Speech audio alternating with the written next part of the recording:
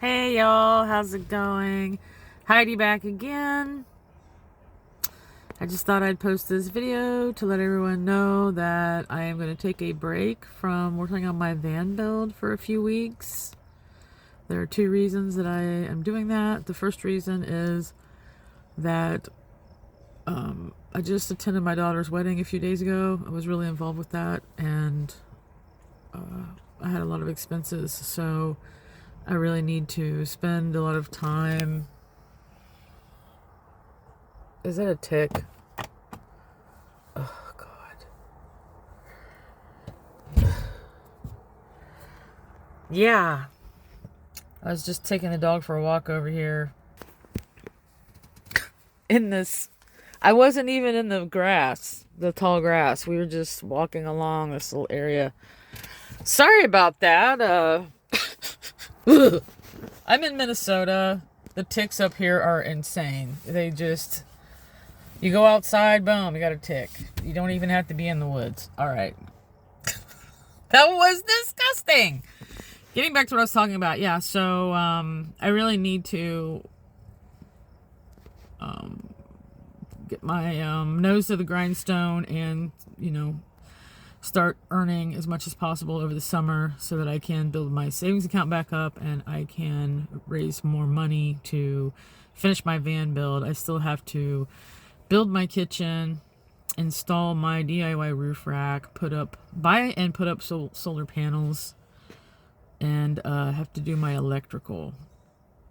And then once I have all of that completed, the van will be pretty much done as far as, the utility of it. Then there'll be some other little details here and there, but that's just the bulk of getting, all the building portion done, getting it wired, getting my solar panels put in so that I have a better off-grid system that's functional, fully functional. So anyhow, getting back to my plan. So number one, I want to earn as much as I can. This spring has been really rough. I've had to take off work multiple times to attend multiple graduations plus this wedding. So not only did I spend money on the wedding quite a bit, but I've also missed a lot of work. And at the same time, the tariffs have really hit the trucking industry pretty hard, and my company has been impacted by those. And so we've been getting less loads, and the loads that we've been getting aren't like the best. And we get paid by the mile. So what we want is you want to get loads that are like 500, 600 miles every day. And some of these days they've been giving me loads that are only like 300 miles, 380 miles. There've been a lot of gaps in between my loads where I have to sit and wait. And I'll get paid like a delay, but the delay pay that I get at this job is less than what I get paid to drive. So we have been impacted by things that are happening in the economy, which has been a huge dent in my income this year so far, in addition to all these family things and this wedding. So yeah, I'm going to take the next several weeks and just work and try to raise as much money as I can to put into my bank account to finish building the van and to rebuild my emergency fund and get into a better position. All right, having said all of that, so I probably won't be posting any van build videos for several weeks. The second reason that I'm going to stay out here and work is that I prefer to just stay in the big truck here. The big truck, semi-tractor trailer that I live in and drive around.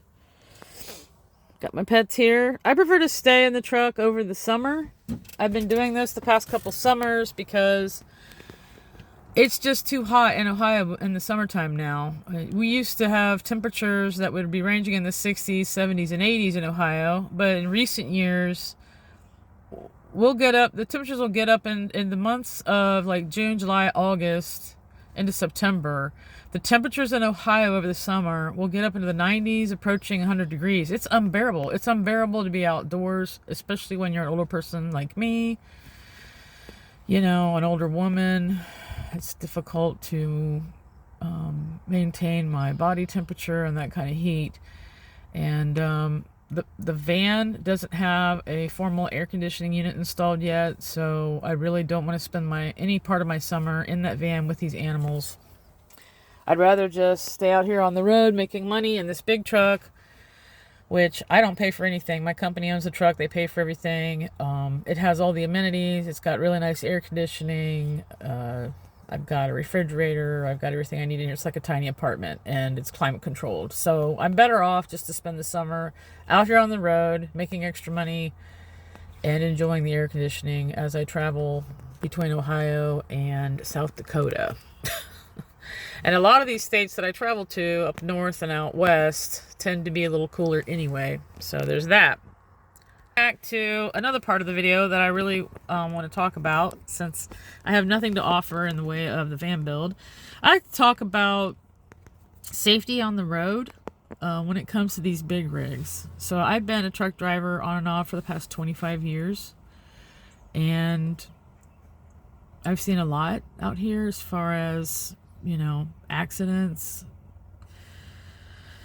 different times of the year, whether it's a pile up in a blizzard or, you know, bad rain, bad storms like that, causing people to slide off the road and wreck. And I've seen fatalities. There have been plenty of times where I'm out here driving on the highway, and I'll be driving and I'll see lights up ahead, and then the next thing you know, there's a huge wreck and you're driving by and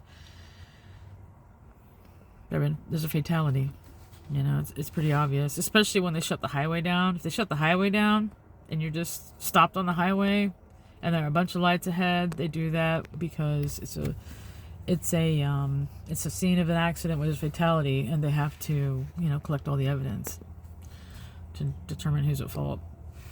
Anyway, not to frighten anyone, but in my view, the best way to handle driving on the interstate highways when you're going to be, you know, driving with these big trucks like I drive, is to keep your space, keep your distance. Never drive next to a big truck, never hang out next to a big truck, never tailgate one of these big trucks.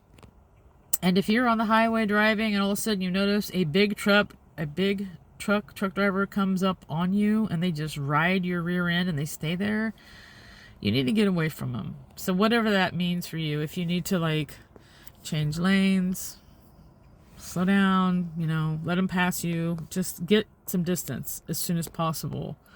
That's two reasons for that. Number one, the obvious reason, these trucks, if they have to stop abruptly, it takes a long time for a big truck to come to a stop. We can be carrying upwards of 80,000 pounds. It takes a long time. So if a big truck is right behind you, you blow a tire, you start swerving, you have to stop really quickly, they're going to plow right into your car.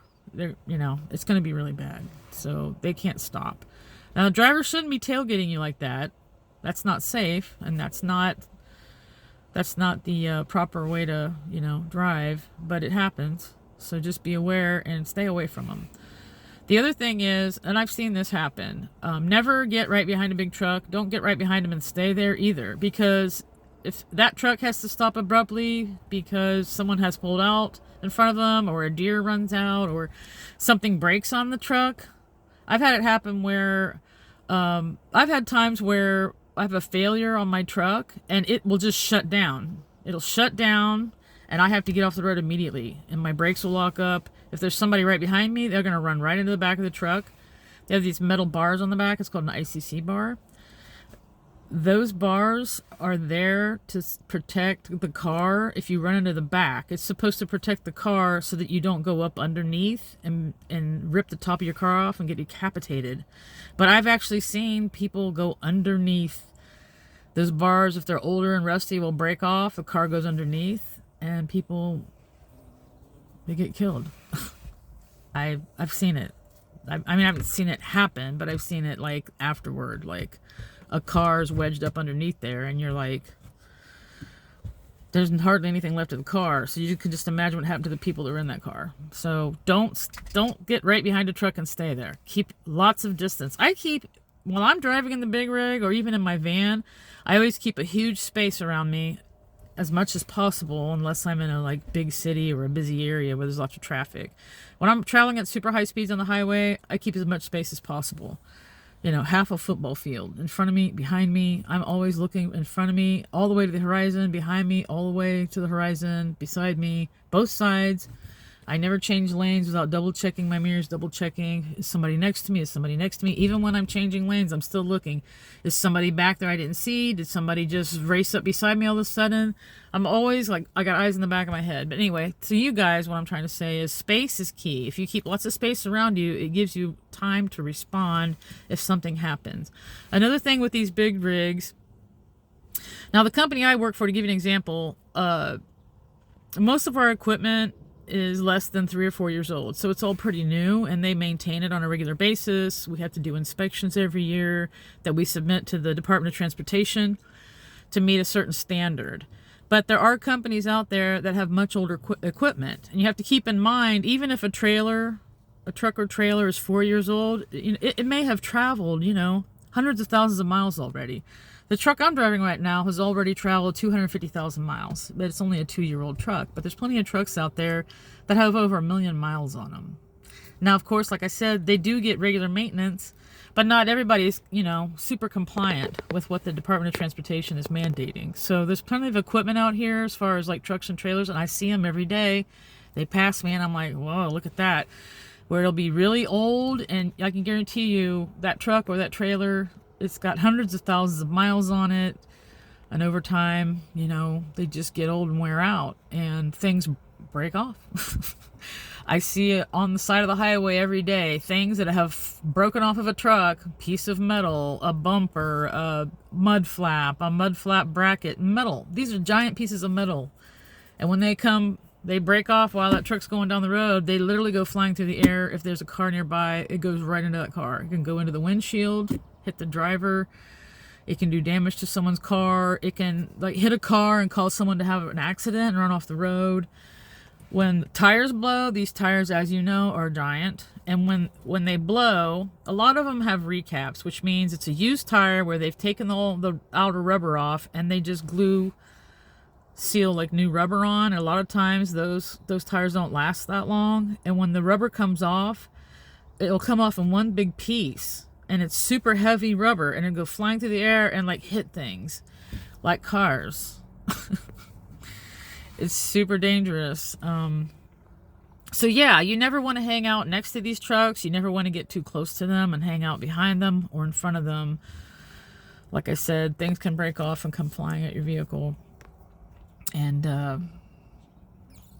yeah, it's super dangerous. So just keep your distance. I'm not trying to fearmonger, just trying to say that keeping a lot of space while you're out here on the highway is your friend. And when you're on a 2-lane road, it's even more crucial to keep your distance from these big rigs, from heavy equipment. Another thing is these dump trucks. This happens to me all the time. I'm going down the highway, or I'm going down a state route or a 2-lane road. There's some guy in a dump truck hauling gravel. And the gravel's just flying out, Some of the gravel's smaller pieces, the wind hits it, and it's just little bits of gravel are just popping out of the back of that dump truck. Just willy-nilly, like every few seconds, boom, here comes another piece of gravel. I had, last year, I passed a dump truck that was full of gravel on a 2-lane road, and as he went past me, a piece of gravel flew out and hit my windshield and cracked it. I'm sure you've had that happen maybe at some point in your life. So yeah, just the best thing you can do, like I'm saying, is keep your distance from these vehicles. One of the things I do, if someone's tailgating me, whether it's a car or a big truck, if they just stay back there, I'll slow down a little bit to kind of encourage them to go around. And if they don't, if they're just hanging out there and a few minutes go by, I'll just look for the next place to get off. Get off on an exit ramp, get off at a rest area or a truck stop or something like that. Give that individual opportunity to just drive on by and get away from me. I get off the road, I take a break for a few minutes, I get back on the road, they're long gone, I don't have to deal with them anymore. So if I have an aggressive driver like that who's too close to me, that's how I deal with it. I don't get mad, I don't honk, I don't yell. I'm chill, I just pull off the road. I'm not going to pull off this side of the highway, but I will find the next safest place where I can get off maybe I need to stop and give the animals something to eat, then that unsafe driver can just head on down the road and I can be away from them. It's an easy solution. So these are some of my suggestions for staying safe out there. It's all about space. It really is. So anyway, I hope you all are having fun on your travels. Good luck with your vans and your SUVs and your cars and your vehicles that you travel in. And maybe I'll post some more videos over the next few weeks. But like I said, I really don't think I'm going to be doing any more van build videos until early fall. So good talking to y'all. Good luck and enjoy your summer. Talk to you later. Bye.